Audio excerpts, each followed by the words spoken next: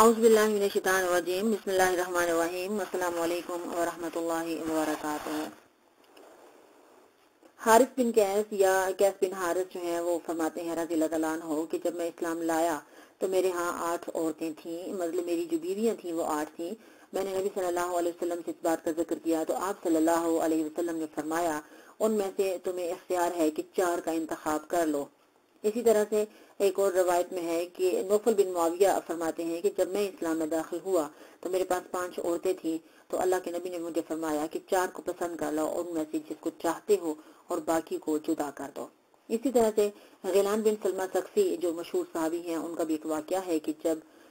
وہ اسلام لائے تو ان کے نکاح میں زمانہ جاہلیت کے اندر 10 بیویاں تھیں، تو جب وہ مسلمان ہو جاتے ہیں تو اس کے ساتھ ساتھ ان کی سب بیویاں بھی اسلام لے آتی ہیں۔ تو اللہ کے نبی نے کیا فرمایا کہ تمہیں اختیار ہے کہ تم ان میں سے صرف 4 کا انتخاب کر لو، باقی جو 6 ہیں ان کو تم چھوڑ دو۔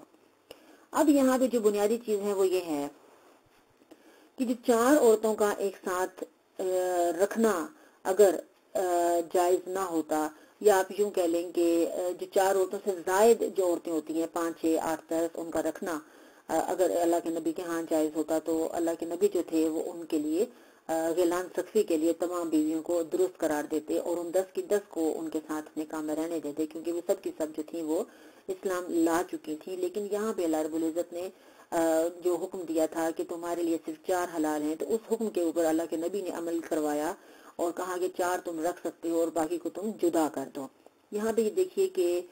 4 بیویوں سے زیادہ جو ہوتا ہے وہ کسی کے لیے بھی جائز نہیں ہے، کسی کے لیے بھی حلال نہیں ہے کہ وہ ان کو اپنے نکاح میں رکھے۔ تو جو 4 بیویوں کی اجازت ہے تو اس کے پیچھے بے شمار حکمت ہے، بے شمار لاجکس ہیں، بے شمار مصلحتیں ہیں جن کے نتیجے میں اللہ تعالیٰ نے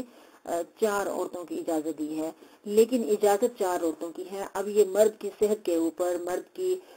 جو اکنامک صورتحال ہے اس کے اوپر، اس کے گھریلو معاملات کے اوپر، اس کی فیملی کے جو ایک فرینڈز ہوتے ہیں، فیملی کلچر ہوتا ہے، اس کے اوپر انحصار ہوتا ہے کہ کیا وہ اس قابل اپنے آپ کو سمجھتا ہے کہ وہ دوسری بیوی رکھے اور پھر دوسری بیوی کے ساتھ بہت اچھے طریقے سے رہے، پھر اس سے ہونے والے جو بچے ہیں ان کو وہ سنبھال سکے، پھر تیسری رکھے اور اس سے ہونے والے بچوں کو سنبھال سکے اور ان کے ساتھ جو اور دوسرے معاملات ہوتے ہیں ان سب کو بھی دیکھ سکے، پھر چوتھی رکھے اور ان کے ساتھ بھی یہ سارا کچھ کر سکے۔ اگر تو وہ اپنے آپ کو اس قابل سمجھتا ہے تو اس کو اللہ کا حکم یا اللہ کے نبی کی سنت کو پورا کرتے ہوئے دوسری تیسری یا چوتھی شادی کے اوپر توجہ دینی چاہیے۔ لیکن اگر وہ یہ سمجھتا ہے کہ وہ عدل و انصاف کے تقاضے جو دنیاوی چیزوں کے اندر آتے ہیں، جو چیزیں جو ہم بازار سے لا کر خریدتے ہیں، گھر میں استعمال جو ضرورت کی چیزیں ہوتی ہیں یا دنوں کی تقسیم ہوتی ہے، اس میں اگر وہ چیزیں آتی ہیں اور وہ ان کے اندر انصاف کر سکتا ہے تو اس میں کوئی حرج نہیں ہے، وہ ایسا کرے۔ اللہ تعالیٰ آپ سب کا حامی و ناصر، اپنی تمام چیزوں کو، اپنی تمام ضرورتوں کو اللہ تعالیٰ ہمیں حلال طریقوں سے پورا کرنے کی توفیق عطا فرمائے تاکہ ہم حلال کی جو برکتیں ہوتی ہیں اس سے مستفید ہو پائیں۔ آپ سب کا بہت بہت شکریہ۔ اللہ حافظ۔ اعوذ باللہ من الشیطان الرجیم بسم اللہ الرحمن الرحیم السلام علیکم ورحمۃ اللہ وبرکاتہ۔